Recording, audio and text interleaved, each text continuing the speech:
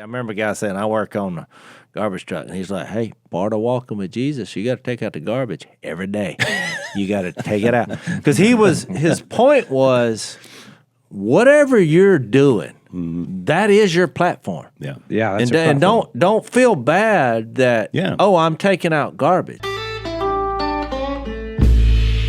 Look, I'll give my dad credit for something. This really encouraged me when I was young. Because people would come down there constantly. Once we started rolling, before the show came out. I mean, we got up into the top 3 or 4 duck call manufacturers, before the duck show hit and all that. I mean, we were doing videos and we had all that kind and of really stuff. the video thing, which was again another dad idea of like the way he would put it was shooting ducks in your face. That was his well, Phil always had close. that blunt. We're doing this. It's God sanctioned. Genesis 9. We got orders from headquarters. Acts 10. He was justifying it, and he's like, "This is."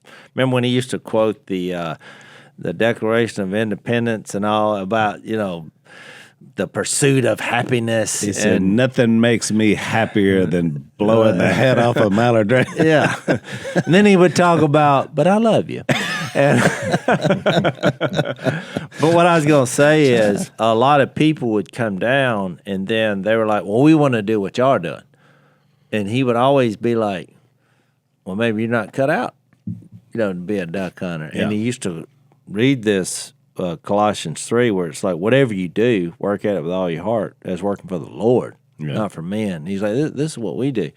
And that he used to tell people, well, what do you do for a living? But some people's like, well, I work on a garbage truck. I mean, I remember, this is not like I'm making this analogy. I remember a guy saying, I work on a garbage truck. And he's like, hey, part of walking with Jesus, you got to take out the garbage every day. You got to take it out. Because his point was, whatever you're doing, that is your platform. Yeah. Yeah, that's and don't feel bad that I'm taking out garbage. And you remember the guy I'm talking about who, and then later we had another guy who owned his own garbage truck. And he was like, love it. There's a lot of points here when people ask you smell that? Oh, it's me. Because he always noticed it about the garbage truck. He's like, even though you take a shower, you still stink because you're dealing in garbage every day. But you need to use that for the Lord. Because you can tell him, hey, I'm taking out the garbage. Then he said, you know what it smells like to me? Money. Smells like money, and it reminds me of what the Lord has done in my life. Right. I just always thought that was fascinating because I thought, no matter what they say, he always, like what they do, because he's like, what do you like to do? Yeah. And they're like, well, I can't make a living doing what I like to do. They're like, well, what do you do? And whatever it was, he made some spiritual analogy. Yeah. This is how you're going to do this for the Lord. It's like Godwin. When we ran up on Godwin, or he ran up on us, he was working at the mill, swing ship. He worked out there over 20 years. Paper mill. And it stinks. It smells like a big fart. Oh, it stinks to this day. I mean, I don't notice it anymore when I drive by, but if someone says, what's that smell? I'll say, oh, that's that mill we're driving by. So I'd ask Guy, I said, Guy, what does it smell like to you? And he said, steak and eggs. Steak and eggs, boys. But Godwin winds up working for Duck Commander for more years than he was at the mill. And he never really loved it out there, but Dad told him the same thing. And then it was ironic that we wound up getting to hire him, and he came to work for us. And he loved it, obviously. And now he's fishing guide, on top of that. But it is just over and over and over the same concept of just where we're at in James, really. And we did the illustration last time in that the brother in the humble circumstances are to take pride in his high position. What James is saying is, you know what? Sometimes the garbage truck job may be the best thing you could ever do, as long as you understand me. Hey, when they go on strike, yeah, you see what happens. I'm telling you, walk with your head up. We appreciate you, bud. Exactly right. There's honor in everything. I had coffee last month with the guy, and it's like funny. If you love what you do, no matter how boring I might think it is, if you love it and you're like passionate about it, you see how it's purposeful and meaningful. I actually find it interesting. This guy, I talked to him for like 30 minutes. He's into water What he does is he goes into companies and he helps them figure out how they can get rid of all their wastewater, which I'm like, I have no desire to learn about. But when he got to talk about it, I was like, I'm like super interesting what he does, but like it's his life. He cares about it. He's great at it. He's the best at it. I was like, that's interesting, man. Like what you do is but it's just because he cared about it.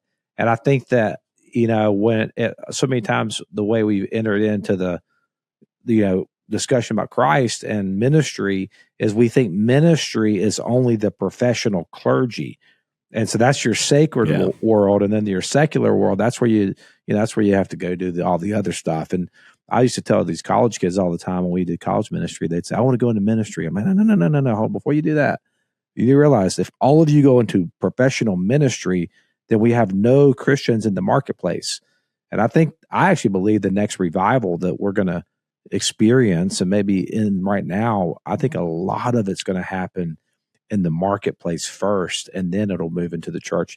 So we need Christians in the marketplace, taking out the trash, and creating. Well, I had a lot of teachers, Zach, when I was here, through the years, they would leave a Christian school, but they were conflicted about it because they were like, the public education, it's not always a good situation. And, they would be like questioning what to do, and they would come talk to me. But I was always like, public education needs Christians all over that place. They need people 100%. That are there to guide us. And you're going to be in a circumstance where you're going to be talking to young people every day, and you're going to have an opportunity because some of those kids are going to get ready to turn themselves in, and you may be the guide that gets them there. Yeah. So I was like, and they pay about 3 times as much. I was like, take the blessing and go be God's missionary. That's your situation, and that's for any of us. So before we get into something that hopefully will change your life, I thought it'd be fun. I did this off the top of my head. The top 10 most unusual / bizarre jobs. You ready? Yep. Number 10, professional sleeper. Yes. Ooh, I like that. Luxury sleep labs, mattress companies, and clinical researchers pay people to sleep on the job and record data about their rest. Number 9. Professional sleeper. I've got a couple of grandkids that I need to sign up for that one. Number 9. I want to tell my wife about this because she would do that. Number 9, nail polish namer. Employees sit... Maddie got a laugh. I thought that was funny. Employees sit around brainstorming clever, catchy, and creative names for new polish shades. Do they have names? They all have different names, Maddie? Wow. There are also, number 8, professional mattress jumpers. They test a mattress's durability, bounce, and structural integrity. These are legitimate jobs. We're not making this. This is 2 out of 3 for my grandkid, right? I'm learning some things. Number 7, a human statue. Performers paint themselves, pose motionless as public art on street corners or at events. I've seen those at New Orleans, earning decent money. Yeah, they do pretty well. The gold paint though, and the silver paint that would be the professional line stander. Yes, this is true. People are paid to stand in long queues on behalf of impatient or busy clients. Oh, man. Securing coveted items. Is there a number where I could call somebody? New phone releases. Do they have a business card on that? Because I'm that impatient guy. Number 5, odor judge. Used by cosmetic and deodorant companies to test product effectiveness. Odor judges are hired to smell volunteers' breath, feet, armpits, and other places in controlled environments. I threw in the other places. Number 4, golf ball diver. Actually, Jace, you've done this before, so I'll skip to number 3. Dog food taster. Ooh. Yes. To guarantee the flavor, texture, and nutritional value meet strict standards, human taste testers sample dog food, wet meat, kibbles, and treats before spitting them out. Oh, so you don't swallow? You don't swallow it. They just taste it and spit it out. Nope. I'm out on that one.